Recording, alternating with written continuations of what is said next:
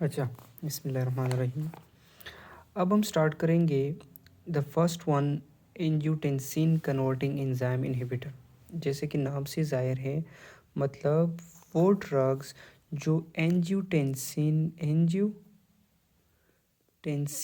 Converting enzyme को क्या करेगा, इनहिबिट करेगा। जब ये एंजाइम हमारे पास इनहिबिट होगा, और ये इनहिबिट कहाँ पर होगा, किडनीज़ में ये एंजाइम इनहिबिट होगा तो क्या होगा, ब्लड प्रेशर डिक्रीज़ होगा।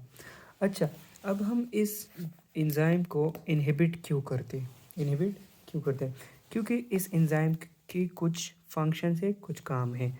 उसमें पहले नंबर पर आता है कि ये angiotensin converting enzyme, angiotensin two enzyme जो है, एंजियोटेंसिन टू एंजाइम ये क्या करता है, ये क्यों हम इसको इनहिबिट करते हैं कि बीपी कम हो जाए और बीपी डिक्रीज़ हो जाए?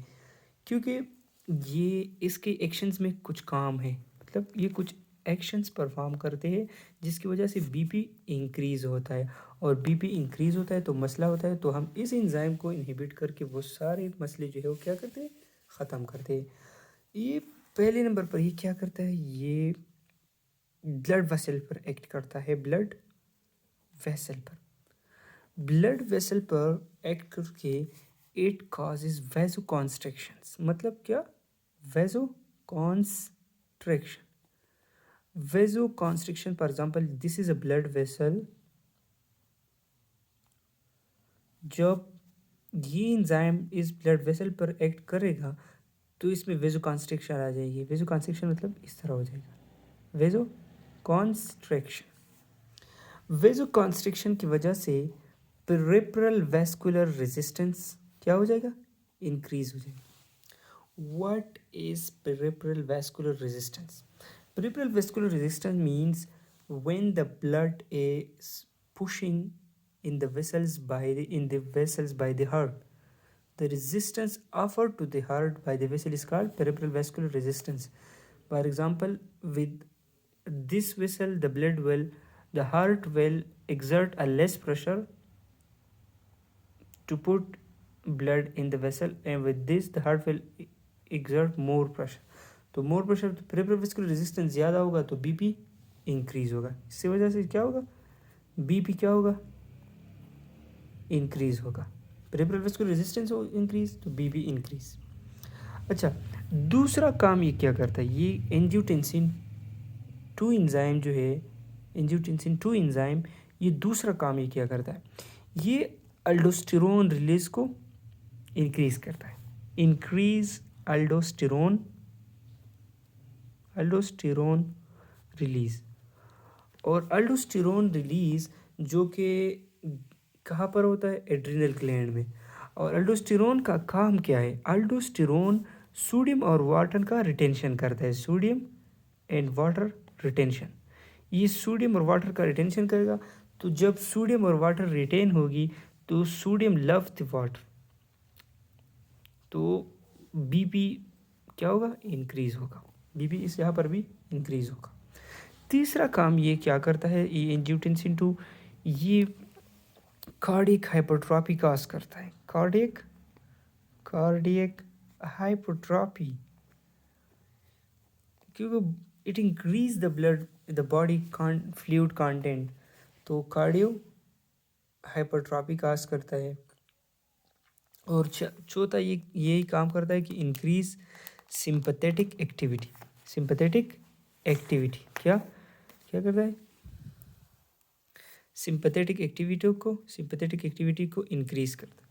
तो ये सारे एक्शन है एंजियोटेंसिन टू एंजाइम जब ये नॉर्मली अपना काम करता है, तो ये सारे जब मिल जाते हैं तो क्या काज करता है, इसकी वजह से क्या होता है, बीपी इंक्रीजेस। तो अब हम क्या करेंगे, हम एंजियोटेंसिन कन्वर्टिंग एंजाइम इनहिबिटर से इस एंजियोटेंसिन 2 को क्या करेंगे, इनहिबिट करेंगे। ये जब ये इनहिबिट होगा तो ये सारे के सारे नीचे क्या हो जाएंगे, इनहिबिट हो जाएंगे। तो बीपी क्या हो जाएगा, बीपी के साथ द बीपी विल डिक्रीज। अच्छा, हम क्या करेंगे, एंजियोटेंसिनोजिन जो है ये किडनीज में एंजियोटेंसिनोजिन के साथ क्या होता है, ये कन्वर्ट हो जाता है एंजियोटेंसिन 1 में, और with the help of renin release, मतलब रिनीन रिलीज होगा जुक्स्टाग्लैंडुलर अपरेटस से, वो आएगा एंजियोटेंसिन 2 को कहेगा कि बॉडी में जो वहाँ पर निप्रान में वाटर आ रहा है उसका कंटेंट कम है, तो ये एंजियोटेंसिन 2 को कहेगा कि आप एंजियोटेंसिन 1 में कन्वर्ट, तो रिनीन एंजियोटेंसिनोजिन को एंजियोटेंसिन 1 में कन्वर्ट करेगा, और एंजियोटेंसिन 1 कन्वर्ट होगा एंजियोटेंसिन 2 में।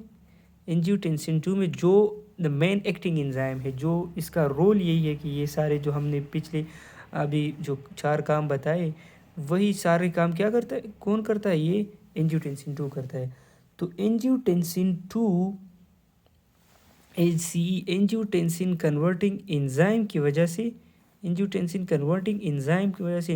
2 में एंजियोटेंसिन 1 एंजियोटेंसिन 2 में कन्वर्ट होता है। तो हम क्या करेंगे, एंजियोटेंसिन कन्वर्टिंग एंजाइम को इनहिबिट करेंगे और बीपी क्या हो जाएगा, ट्रीट हो जाएगा। अच्छा, ये एक काम तो मतलब एंजियोटेंसिन कन्वर्टिंग एंजाइम इनहिबिटर्स का एक काम तो यही था कि बीपी कंट्रोल करेगा। अच्छा, अब दूसरा काम ये है कि एंजियोटेंसिन कन्वर्टिंग एंजाइम इनहिबिट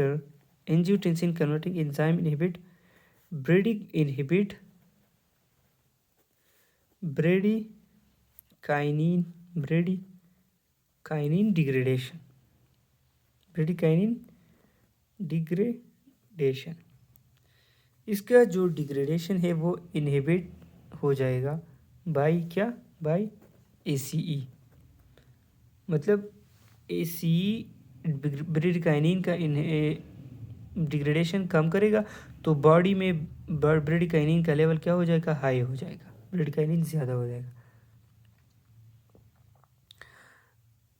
अच्छा, ये सारे काम जो है एंजियोटेंसिन कन्वर्टिंग एंजाइम इनहिबिटर का एंटी हाइपरटेंसिव एक्शन की तरफ सब ले, मतलब इसका एक्शन ये है कि ये एंटी हाइपरटेंसिव में यूज़ हो सकते हैं। एडवर्स इफेक्ट क्या है एंजियोटेंसिन कन्वर्टिंग एंजाइम इनहिबिटर की, कफ, और कफ में क्या, dry cough and which element causes this dry cough? The increased level of the bradykinin की वजह से ये कफ हमारे पास as a side effect produce होता है, क्योंकि ब्रेडिकाइनिन का लेवल लंग्स में हाई हो जाएगा। जब ब्रेडिकाइनिन का लेवल लंग्स में इंक्रीज होगा तो क्या होगा, ड्राई कफ होगा।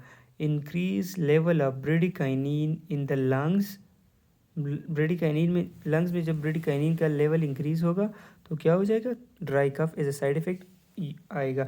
और this is the most important point for MCQs। The most common adverse effect of ACE inhibitor is dry cough. दूसरे नंबर पर हमारे पास आता है एंजियोएडेमा।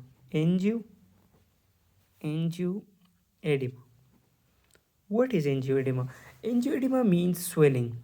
कहाँ पर स्वेलिंग?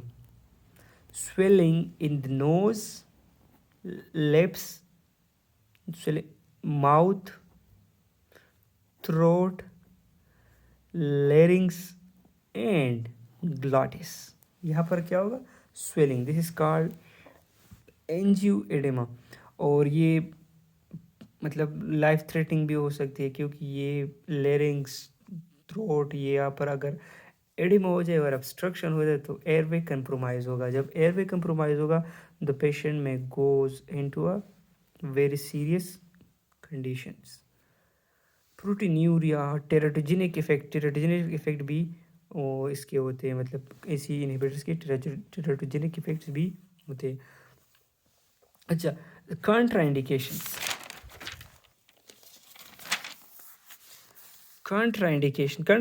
मतलब हम कौन सी कंडीशन में एस इनहिबिटर्स नहीं दे सकते? एक तो हम ये प्रेगनेंसी में नहीं दे सकते, प्रेगनेंसी में, और दूसरा हम ये रीनल आर्टरी स्टेनोसिस में नहीं दे सकते, क्योंकि एक हम प्रेगनेंसी में नहीं दे सकते और दूसरा रीनल आर्टरी स्टेनोसिस में, रीनल आर्टरी स्टेनोसिस में ये नहीं दे सकते।